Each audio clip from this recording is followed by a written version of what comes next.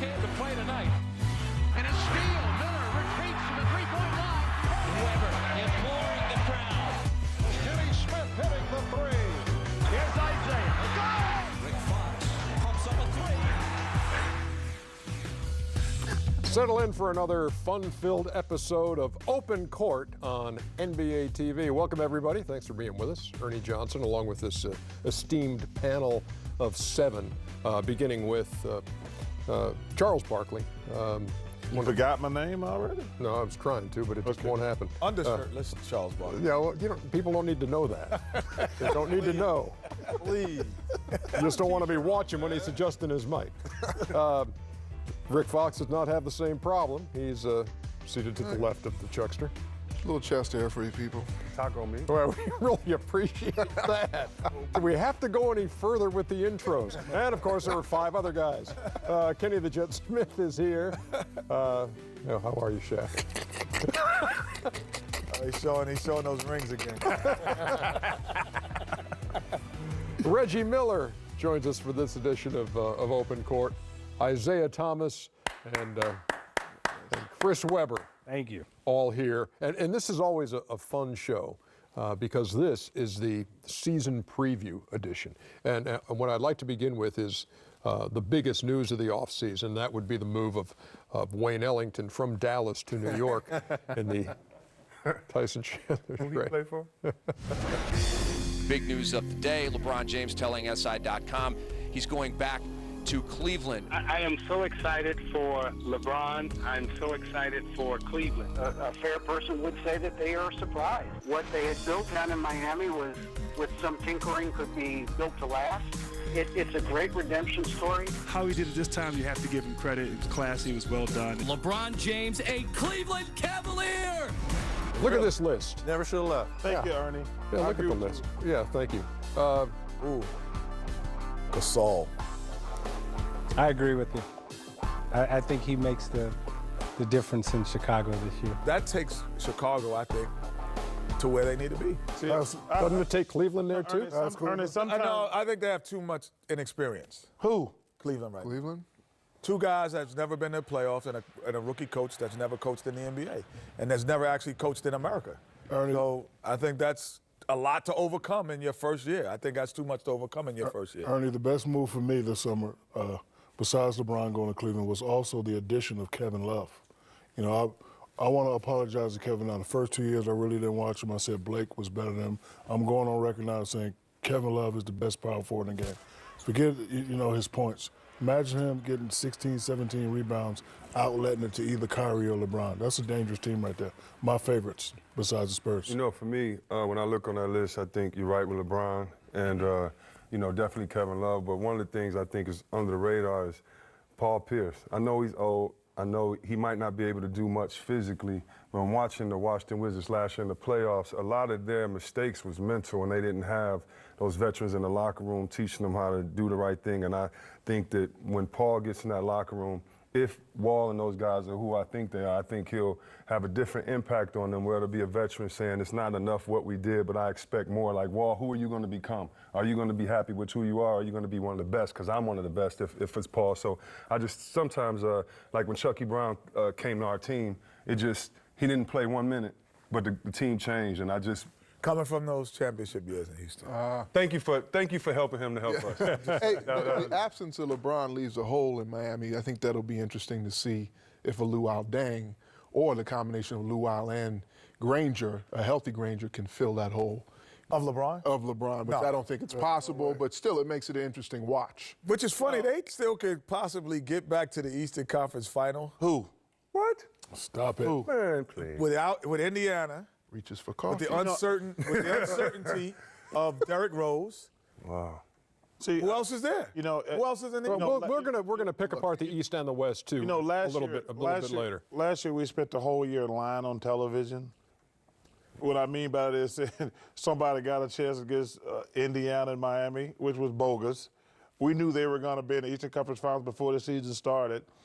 And I think if we think somebody other than Chicago and Cleveland going to be in the Eastern Conference Finals, I think we're lying also. I think the only question is, I think obviously Cleveland's loaded. But the key to me is Derrick Rose. You know, I'm going to tell you something. I like them getting Gasol. I think with Noah and Gasol, they're terrific. And let me tell you something. Doug McDermott can flat out play. And to me, he's going to be a guy who's going to play even better when he play with better players. And one guy people's not talking about is the big kid from overseas. I can't think of his name. Nikola Mirotic. What's his name? Nikola Mirotic. Mirotic. He can really play. I'm not sure that Cleveland have enough big guys to match up with all those guys. But if Derrick Rose is not healthy, I still think they will get to the Eastern Conference Final, but I don't think they can beat Cleveland unless Derrick Rose is healthy. See, I think Cleveland, to me, their weakness will come down, and I'll echo what Kenny was saying earlier, coaching. I don't think you come into this league as a first-year coach and go to the NBA Finals and win. Now, we saw Spoelstra come out of the video room, you know, and go to the NBA Finals. But their first trip to the finals with the Big Three, they lost to Dallas. And, you know, there were some situations that we were all discussing during that series where we were saying, well, not sure if there was the right move made. Spoelstra came back and got better. But I'm saying, I don't know if in Cleveland. But I'm saying just getting to we're talking about just the East right now. I think they can get to the finals. I'm not saying they can beat anybody from the West. Yeah. See, I think Thibodeau, at the end of the day, if it's a Chicago-Cleveland matchup, he finds a way. What about without Rose? Even without Rose, I go with Chicago because all of you know, sitting in this room, when you get to Eastern Conference, Western Conference championship level play, it's more about what that coach is calling on the bench sometimes than the actual shot that you're trying to make.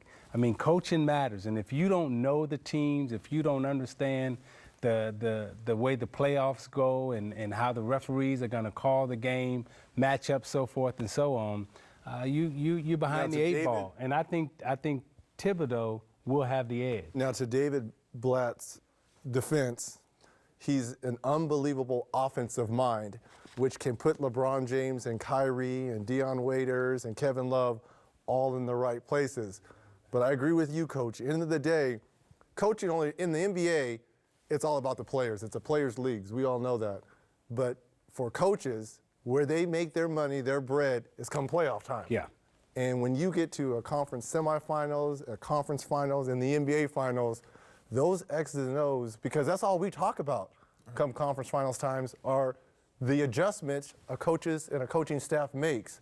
It'll remain to be seen what David Blatt does on the biggest stage. Kenny's point about the youth and inexperience in Cleveland, we saw the Boston Celtics do it with KG, Ray Allen and Paul Pierce, but they were veterans. They had been through the wars. And then a Doc Rivers who had coached in the league. That's the opposite in Cleveland right now. You're talking about LeBron, but a lot of youth, a lot of playoff inexperience. Go to the 4, though. And being that LeBron can go to the 4, I hear everything everybody's saying. But if he go to the 4 against Chicago, Gasol or Noah's not playing. But that's why you're having that switch and that dynamic. If you put him at the 4 and Kevin Love at the 5, that could still get 20 rebounds and stretch, and Kyrie Irving put the ball in his hands, I agree, especially with the coach and Zeke, and I don't know how a new coach could come in and have a great impact. I can't even see that. I can't even see it. Can he have that feel that you just talked about? I can't even see it. Yeah, but hopefully LeBron says, put me in the post and goes to the 4. And you know, yeah, I think obviously it's gonna be two things when you watch this Cavaliers team play. Number one, the coach. I agree with you, but the person who has to make the biggest adjustment is Kyrie Irving. He's going to have to learn to play without the ball for the first time in his life. You know, LeBron's a point forward. Kyrie is going to have to. It's going to be interesting watching his maturity. I think. Listen, having LeBron, I think LeBron is one of the smartest basketball players we've ever seen. I think that's going to help the coaching. But also, I think they know that the only team that can beat them is the Bulls. We're just beginning to scratch the surface on this preview of the NBA season here on Open Court. We will continue, go more in depth on the East. We'll go into the West. We'll talk about rookies to watch. It's all ahead on Open Court here on NBA TV. So back here on Open Court, and when you look at the 8 teams that did make the playoffs in the Eastern Conference a year ago, the Cleveland Cavaliers not among them. You had, for review, Indiana, Miami, Toronto, Chicago, Washington, Brooklyn, Charlotte, Atlanta. Think about that list. Who do you bump off of it this year? Indiana, unfortunately. Injury. Used to be the Paul George is. Paul George leg injury. injury, Lance Stevenson gone. Talents to Charlotte. Yeah. I just think that team is in a rebuilding mode for a year. Obviously having one of the best two-way players in the game in Paul George. I think that's really going to I know they went out and got Rodney Stuckey, C.J. Miles, but they're not the type of player that Paul George is. So I could see them going off. And quite frankly, I know Atlanta's been in the news lately, and I know they were exciting and they pushed Indiana. I could see them battling with Charlotte, Detroit for that 7th, 8th, 9th spot. I'll tell you what, the team that's going to be surprise people this year is the Charlotte Bobcats, the Hornets now.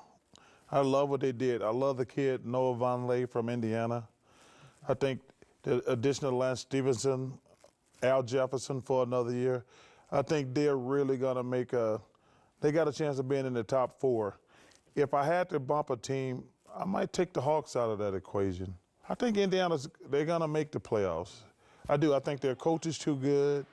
I think they got too much veteran leadership. I'm interested in seeing if Miami will be a team that's in the top 4 spots, or will they become a team that's fighting to even make the playoffs? Yeah, because Miami is a team. The culture's been the same for a long time. They strive on getting one of those first 4 spots. I think New York is going to be a playoff team this year. I think Carmelo Anthony comes back with a renewed sense of energy and urgency. I think Fisher has a good impact and quiet impact on the team in terms of J.R. Smith and those guys getting healthy, coming back. I think the system that they're going to employ will be steady enough throughout the season. And I do think everybody coming back healthy gives them an opportunity to make that 7th, 8th spot. I think the Knicks are going to surprise people this year. Where will Phil Jackson's impact be most noticeable on that team?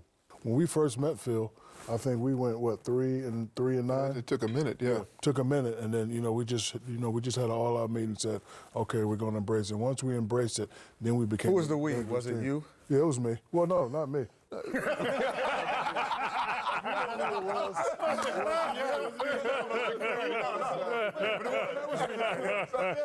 wasn't in your now he was in your group.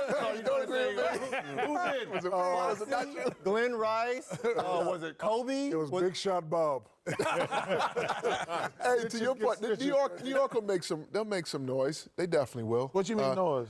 They'll make some noise. What that mean? They could go either way. It's kind of like what Shaq says. You agree with me? Don't agree with both. I agree with both. They're going to make noise. We'll be talking about them because the expectations Are they a shift. playoff team? Yes, they're a playoff team. I think Miami. You have them really high. You think they can still go back? I think they slide, and I think they slide potentially, to your point, Shaq, potentially out of the playoffs. And the reason I go there is that the mileage is still on their 2 best players. The mileage on Chris Bosh and Dwayne Wade is high in the last 4 years. They've gone to the NBA Finals the last 4 years in a row. Dwayne Wade has played at least 20 games less each year. I actually think they're going to make the playoffs, in my opinion. I think the Dwayne Wade thing is whether they finish in the top 4 or 6 or 7 or 8. Because if he misses 25, 30 games, they're 6 to 7 seed, in my opinion. I think Bosh gets back to what he was, maybe not numbers-wise, but back in the post area when he was in Toronto. To me, been down there in a while. I know it's been because he weighs about as much as you do, Reggie. To Coach's point, what they did that second year with Spoelstra when they changed the offense, they made Chris Bosh a stretch 4 because they wanted to open it up for LeBron and Dwayne and to drive and to kick to Ray Allen, Mike Miller, Chalmers, Bosh to make threes. You saw when Dwayne Wade was hurt, when it was really just LeBron and Chris Bosh. That's 2 big guys, though, LeBron and Chris Bosh. Dwayne goes down this year as Chris Bosh. But I think Luol Deng is going to play better than what people expect. Pat Riley has a plan. You guys know better than anyone. All-star. Yeah. It's not like he's more than serviceable. Right. He's a piece that over the last 3 years that people were saying that could help someone else or help them get to a championship. What happened in Cleveland? Well, what do you mean? When he made the transition to Cleveland, it's like when you're on a ship that's sinking, and you're the only one who knows how to swim, you just start swimming. Okay, so Don't look back. Don't look back. So Miami's not sinking, is what you're saying. LeBron leaving the ship. Miami's not sinking. But I do think LeBron leaving, one thing that we miss in LeBron is that him leaving, Miami loses, in my opinion, the best defender in the game. No question. You know, because we always talk about his offense, but the things that he covered brought up to a them lot of sins. Those touchdown defensively. passes, they can't even play as fast without LeBron. He was the four-man. LeBron, name another team, maybe Westbrook, where the point guard gets it and pushes it up. And I thought that was unique about that team. Both of those guys, I think it's going to be a big drop-off. I'm more with you. I don't really see them making the playoffs because now the best defender can check Bosh. And then one more point about the triangle. I thought the best thing about the triangle was that it put people on a leash. Like, you know, Chuck, say you played and the guy was going crazy. You're like, why is my teammate doing this? He knows this is not his game or something like that. When we played you guys, it was always perfection, center opposite, this, that, and no one could just go crazy on their own. And I think that that's actually going to help New York, who has a problem with a bunch of guys going one-on-one crazy. And if they can actually just get shots in good places, you know, your offense is your defense. And I think, you know, I think New York is going to be better. A friend of mine, Quinn Buckner, ran the triangle in Dallas. Who did he run it with? It was a square. But my point is about the players. And listen, these guys are all good players. I want to make that clear. But Carmelo, Iman Shumpert, J.R. Smith, Amari Stoudemire, Hardaway Jr. If you've been in the NBA for 8, 9, 10 years, I don't think you're going to change. And those guys ain't going to be moving without the ball, going here, walking, going through the path, running through there.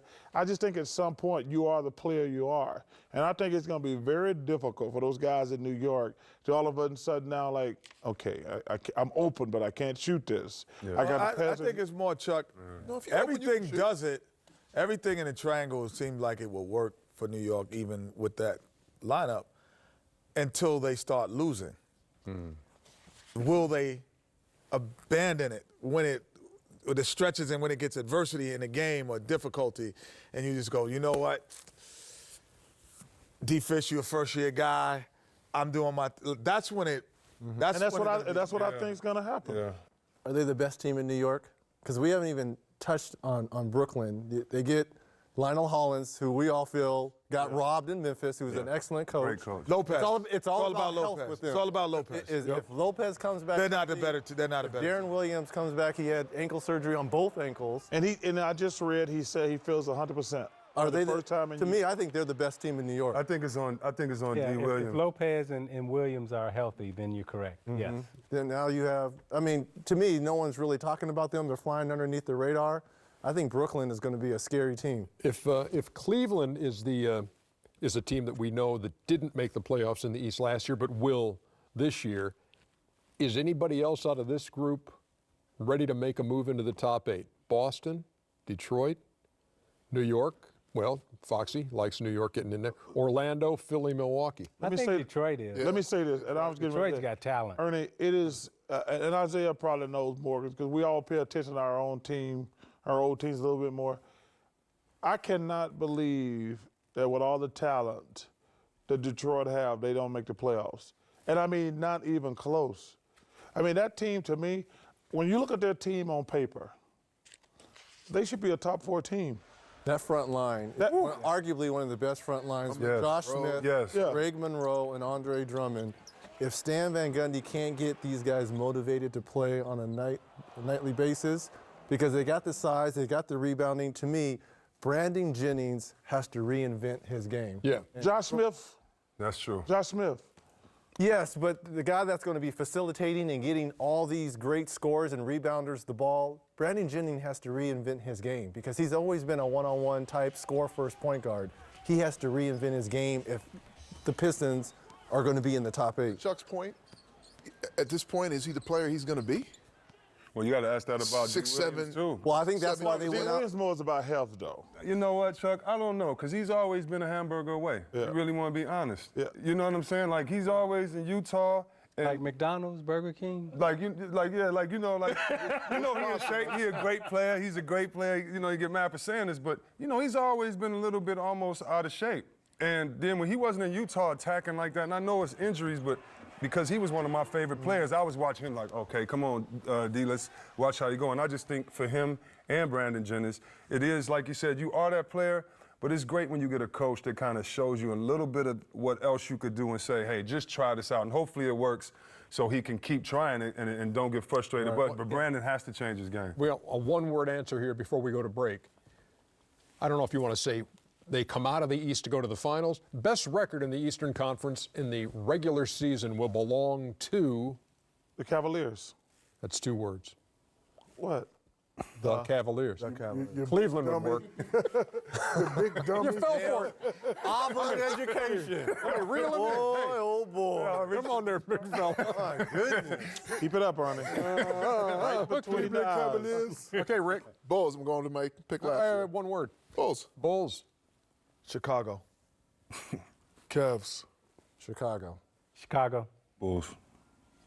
That's something to something. Was it 5-3 or 6-2? Chicago? 6-2 Chicago. All right. Western Conference. Right around the bend here on Open Court.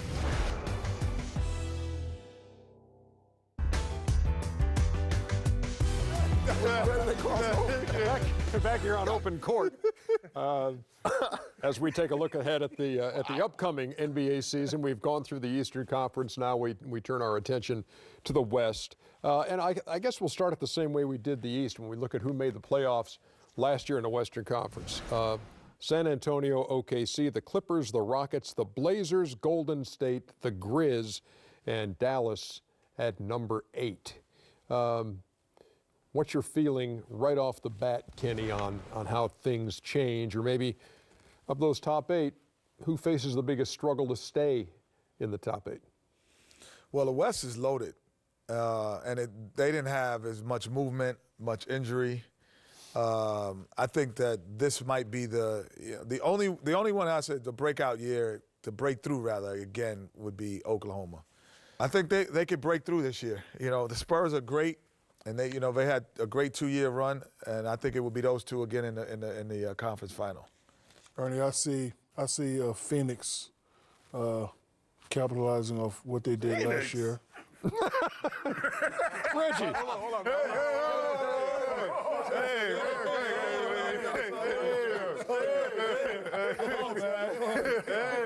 Phoenix. Hold on. Phoenix almost made it last year. Yeah. Yeah, they almost made it last year. Dallas, Dirk is a year older. So I see Phoenix capitalizing off what they did last year and squeaking in at the 8th spot. I think the 8 stay the same in the West, but the Pelicans can push. And to me, a dark horse, the Denver Nuggets. I know no one wants to talk about them, but if they all stay healthy and they can get Gallinari back, JaVale McGee, Aaron Aflalo, who was just gifted to them from Orlando. They drafted well in Gary Harris. Yeah, I don't know if they'll make the playoffs, but they may be better than Phoenix. No, they're better than Phoenix, in my opinion. Yeah. Let me say this, Ernie. I'm gonna go out on a limb here. Hope that's what, Kenny? Strong limb. You know, obviously, the Oklahoma City and the Spurs are gonna be up there. I think the Dallas Mavericks got a really good chance of winning the entire West. Really? I think, listen, Chandler Parsons is a terrific player, but one of my favorite players out to know is Tyson Chandler. I think he's the reason the Mavs didn't have one better the last couple of years. When they let him go to New York, he made an immediate impact in New York, winning Defensive Player of the Year. They didn't win the championship until they got Tyson Chandler. He was huge when they won the title. I think him coming back to Dallas and getting Chandler Parsons, you know, you talked about Jameer. I should think the sleeper in the West is the Dallas Mavericks. I agree with you. I think Dallas is a sleeper too, and I do think they can move up from that 8th spot to 4. I worry about Houston right now. I think Houston could slide back. I think Portland will remain steady, but I agree with Reg, the dark horse that can really, change the face of the West if they all get healthy and start playing well is the Pelicans. I like what they put together down there. Huge, because now you put Anthony Davis. They got at the Davis, 4. Osip. They got a front line. I mean, they got shooters. And Dallas they were the only team that took the Spurs to 7. Yeah, to 7. They gave them the Let me best ask, run. let me ask all you guys one question. Is Anthony Davis the next superstar in the NBA? Yes. I think he'll And he's from finish Chicago. in the top three. He's MVP voting. What'd you say? Just to let them know. He's from Chicago. So. Yeah, I don't think Those we Chicago never. kids. I don't think we haven't showed the Hornets Pelicans on television in years, but I got a chance to see this kid play a little bit this summer. Man, he's gonna be the next superstar in the NBA. What do the Lakers got left? Shaq. About as much as They got a Kobe Bryant left. They got Kobe. They got a lot of young players. You know, they'll make some noise, but I don't really see them, making the playoffs. It's going to be interesting to see how Kobe really comes back and performs at a high level. Obviously, you two know him very well. I mean, those are two serious injuries that he's had over the last 2 years. And we remember Kobe as being the one guy who dominated the offense. It's going to be a different offense with Byron Scott. Right. And how their relationship is going to be a huge factor on a young team. I'd like to ask you this question. Like when you got injured and you were the most dominant player that we've ever seen, or played against, outside of, from old film or seeing Wilt Chamberlain. But when you couldn't dominate like you wanted to because of injuries, how did that affect your mindset in your game? Well, and if Kobe can't dominate, how does it affect him? I have to disagree with something you're saying. I could never not dominate because of injuries. The only thing that helped me stop dominating was age.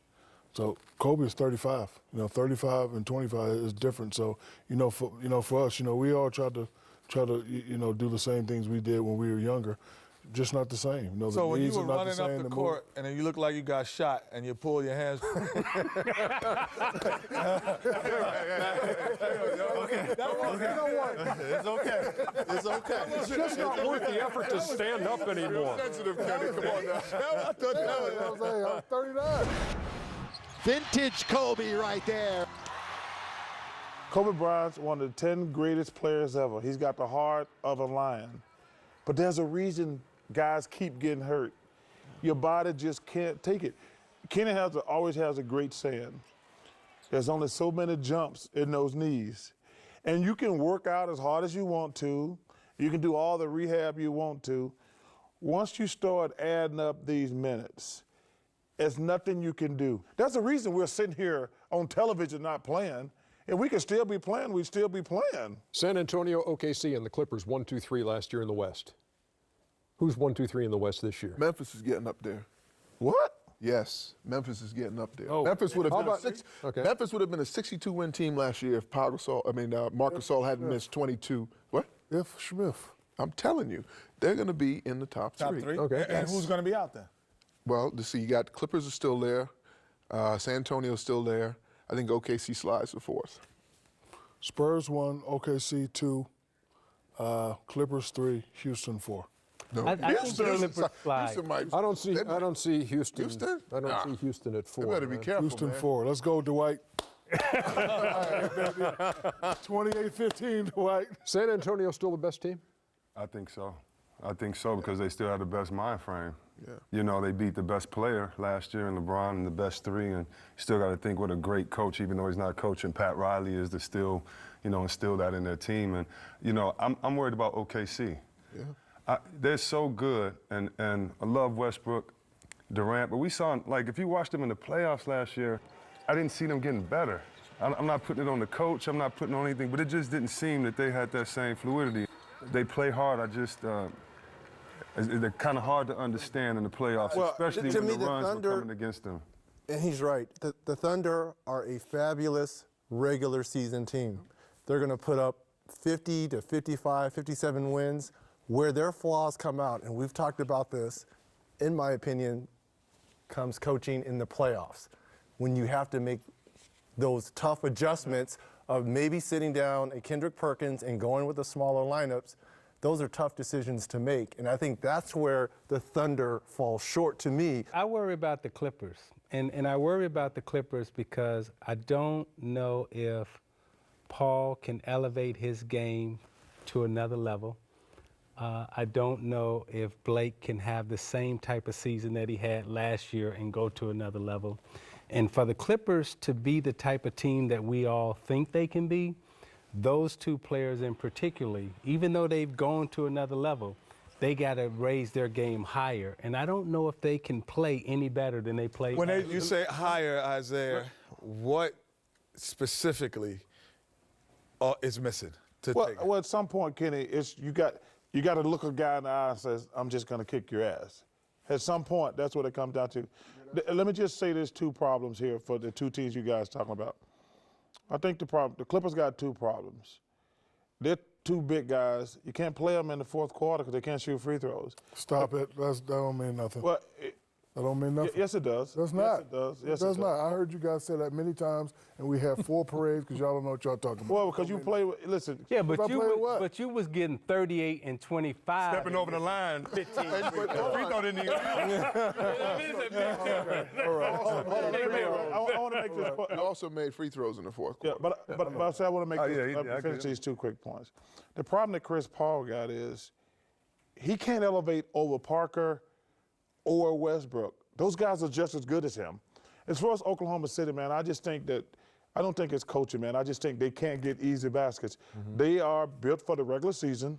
I think when they get a big guy down low to take some pressure off Durant, scoring-wise, or just a big guy to, like Adams, the guy that they drafted? I love Adams. Right. I think they need to start him. Yeah, I think really so too. do. We totally agree on that. Mm-hmm. Not only that, Ernie, in the terms of, speaking about OKC, in the history of the game, every team that had a great 1-2 punch, either the 1 or the 2 had to sacrifice. A lot of time Westbrook just is I'm going to get mine.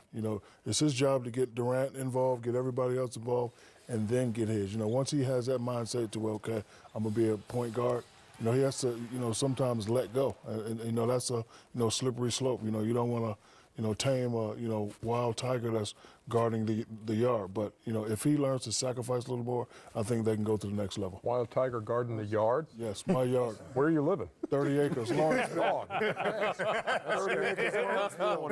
I don't understand what you understand. Lawrenceville, Gwinnett County, what's up? Well, LSU. That's LSU. So, okay, another one word. I've got the Spurs. Who you got? In the West, you saying? Yeah. Okay. Spurs. Spurs. I'm tired of fighting it. No, they too old this year. Man, Spurs, man. Spurs. Oklahoma City. Whoa. Same thing you said last year and the year before that. That's awesome. Hey, by the way, you see who's back here in the back? Hey! Our homage to Craig Sager, as we have the cutout back here, and we certainly look forward to the day when Craig is back with us on the sidelines. Hopefully by the time this airs. Working telecasts on the NBA on TNT, and boy, he's had a fight for the last several months, and just giving cancer all it can handle. So, Segs, best to you. See you soon. Can't wait to see you back at work. We'll take a break.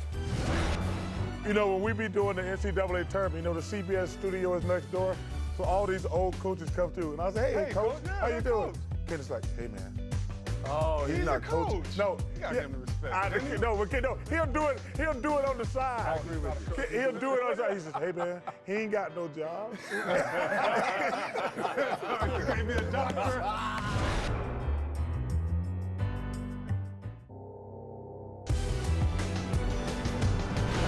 Back here on Open Court, looking ahead to the season that is fast approaching, and so who are the rookies that you can't wait to see in action? Reg, you get the first crack at this. Look, I talked about the Spurs winning it all. To me, the rich just got richer.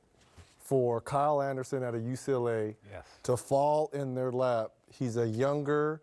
Doesn't it always seem to happen that way with San Antonio, though? It's amazing because this is a guy who's a Boris Diaw clone. He can shoot the basketball, he can handle the basketball, he can play multiple positions, he can guard multiple positions at times. He'll have to work on that. But he fits into their system. He's a system player. Under Greg Popovich, I think he's really going to flourish. Andrew Wiggins, the #1 pick, and you'll be seeing him in action in Minnesota. What do you make of him? I'm looking forward to watching him play. I don't like really judging players. You know, everybody's like, well, this guy going to be the next great player. He's got great genes. And I think it probably was going to be good for him to go to Minnesota. Now he can be the leader of a team, and he won't be under scrutiny. They got a good young team up in Minnesota. But the number one rookie, I mean, obviously we are all guessing now because these kids don't play in college enough to get a full example. I do love Kyle Anderson. The Spurs proved again to me, you know, they got Tony Parker at the end of the first round. They got Ginobili in the second round. They made a trade to get Kawhi Leonard. Now you get, man, they have the best organization in the NBA. Now they hired a female as an assistant coach, which was progressive and amazing. But if I had to pick one guy to be Rookie of the Year, I'm going to go with Bunley out of Indiana, went to the Bobcats. I guess Number 9. I guess they're the Hornets now, aren't they? Number 9 in Charlotte. Oh, yeah, he's going to get some minutes. He's going to play. Just remember. He's the power forward, isn't he? Yeah. What about Al Jefferson? Al's playing center. They're going to have to play this kid. You watch this kid. Yeah, no, I like He only him. played one year at Indiana, so people didn't get Indiana didn't make the tournament. But I got a chance when I was looking at a couple of Big Ten games. This kid is going to be special. Yeah. He's a little raw, but in the next 3 or 4 years. Well, Raw doesn't win the Rookie of the Year. Exactly. At minutes. He said Rookie of the Year. Raw does not win Rookie of the Year. He might be a good player, but he's not going to win a Rookie of the Year. Well, all these kids are raw. No, to me, Jabari Parker is a little more fine-tuned than everyone. I think he can step in and give to 17 to 20 points on a bad Milwaukee team. To me, that's Rookie of the Year. Yeah, but we're going to hold that against him. Right. No, I think the Rookie of the Year, you don't get hold against your on a bad team. Don't.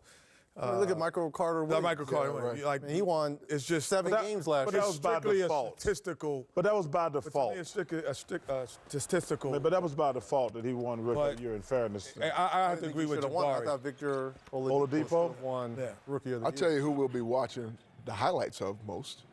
The kid Levine. Levine. He's a rookie, so we call him what we want right now. Zach Also Levine, Minnesota. Minnesota kid. So the two of those guys, Wiggins and Levine playing together, I think are going to be entertaining. How about Julius Randle? People looking at him and saying, hey, he's in second coming of Zach Randolph. I think Randle will have a good year. I think because he'll get minutes, he'll get touches, he'll put up numbers. But I have to agree with Reg. Jabari Parker, to me, will be the Rookie of the Year because, to me, out of all the rookies that are coming into the league, he has the package. He has the outside game. He has the inside game. He can put it on the floor. He can get to the foul line. And he will get what most most rookies crave is minutes. So he's going to play 30, 35, 37 minutes a night. So he's going to get numbers.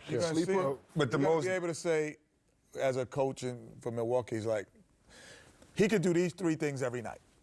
With the other guys, you're not sure what they could do every night. Well, if I get him open off these curls, he's going to knock down shots. If I put him in a pick and roll and they force a switch, he can post up and score.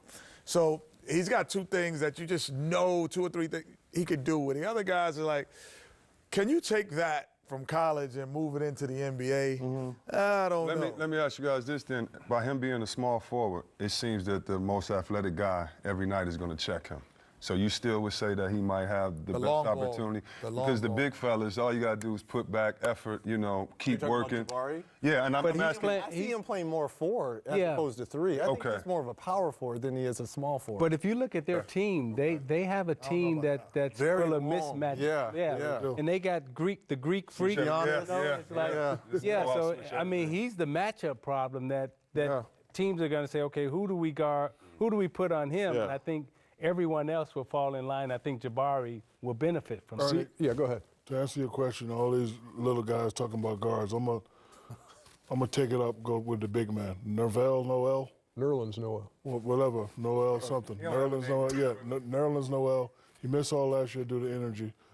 This guy. He got energy too. This is not going to go down in the Hall of Fame. Chuck, leave me. Chuck, leave me. It sounded like Chuck, but anyway. Nerlens Noel out with energy. Urban's Noel. What? Nerlens. Okay, we agree. Nerlens Noel. Hey, you win. This will be his rookie season. Yeah, Noel. Dude in Philly, right? Yeah, Philly Afro. We agree, man. This guy was a beast. I'm anxious to see what he can do in the league.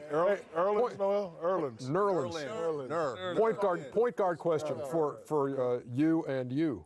Dante Exum, teenage point guard. What's he in for in this year at this level? He's coming into right now probably the toughest position in the NBA at the point guard because in the West. Because you got guys not only can they run their team, but they can also score and embarrass you every night. So I don't know if he's going to be playing the point because I still think Trey Burke will still be the point guard. I think he'll be more of a hybrid, play multiple positions, but his position wherever will he's be at, two. He's in trouble. I do agree with you, Isaiah. When I played, I thought the point guard position was the most, like you had a nightmare every single night. And I do agree with you, man. The point guards in this league right now. Especially in the West. But I'm just saying. It's like it used to be where, because Dream used to come into the locker room and go, oh, Kenny, yo, you have to play every night. We play in the Dallas Mavericks. They're terrible. But Jason Kidd is good. I only play 3 times a year. We are going to take a break here on Open Court in our season preview edition. Back with more here on NBA TV right after this.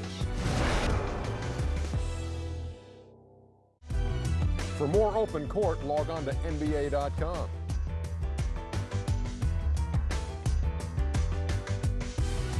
Back here on Open Court as we wrap things up, and I think I can speak for the whole group when I say that we're happy that we don't have to talk about Donald Sterling Clipper situation anymore. And now Steve Ballmer is the man, and my, what a splash he's made when I get all your reactions to this.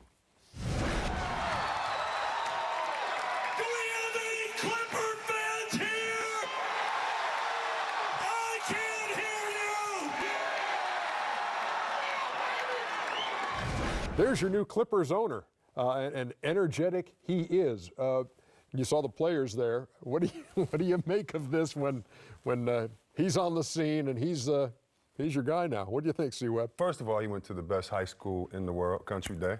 How you doing, Mr. Ballmer? But besides that, after that, I just really, in this day of corporate America where, guys play stoic and unemotional, you have a billionaire, somebody that's saying, I'm like a kid in the candy store for being around these guys. This is fun. And, hey, Blake, I love you. I might trade you. Hey, Chris, I love you. It's all business, But I just, as a fan, I love seeing that because I know guys that have no dollars to their name that would be that same way if they came in and got to own the team. So I think it's good for the NBA and happy to see somebody really proud to be an owner. I had a couple $1 billion. I'd be screaming like that every day anyway, though. Like, well, every day if you hey, what's up, y'all? I want some breakfast. Give me some orange juice. Ham and eggs. If you spent $2 billion and still had another $20 billion, I'd be screaming like that too. No, but Ernie, it's great for the Clipper organization because, Donald Sterling gave the Clippers, even when they been bad and successful, he gave them a bad name. Now they got a terrific coach in Doc Rivers. Blake is a terrific player, Chris Paul. They got great guys. And I felt bad for those players doing that Donald Sterling thing because he screwed up, but they had to answer for it. And it's just great to see, you see the joy in their faces. I mean, hey, listen, dude got a couple $1 billion. He should be happy. Even though some people think he overpaid, I think it was a great investment because with Kobe leaving in a couple years, Clippers has always been the team that hasn't really been looked at in the city of Los Angeles. Again, with Kobe leaving in 2 years and them being young and exciting, they could actually take over that city. They could actually take it over. Those of us who've known Steve, that's him. I mean, he loves basketball. I mean, when he was coming to the Pistons games and, when he was, every time he go to a Country Day high school game, even when he moved out to Seattle, he was following the Washington team. I mean, he's a fan of the game and probably knows more about the game, statistically and from watching it than a lot of the owners who have come into the league. So I'm happy that we got someone who's knowledgeable about the game, who's a fan of the game, and who's passionate about the game, and who really gets it. Last word. But more importantly, I think Adam Silver is happy because looking at that clip, it's day and night between Sterling and obviously Ballmer. And I think there was such a black cloud, especially during the playoffs and covering the games and going to Staples and seeing the fans and seeing everything that was going on. And that was before with the comments. Exactly. Yeah, you're right. But no, it's a new day. You need to be careful, too. Don't say black cloud. Don't say that? Is that borderline? I'm just saying, clouds are white. If you call them black, they might get offended and you get fired. My bad, sir. You're right. Sorry. It could be storming. Yeah, storm clouds. Storm black clouds come? That's our season preview here on Open Court on NBA TV. We watch and wait to see how it all plays out, and we'll see you again next time.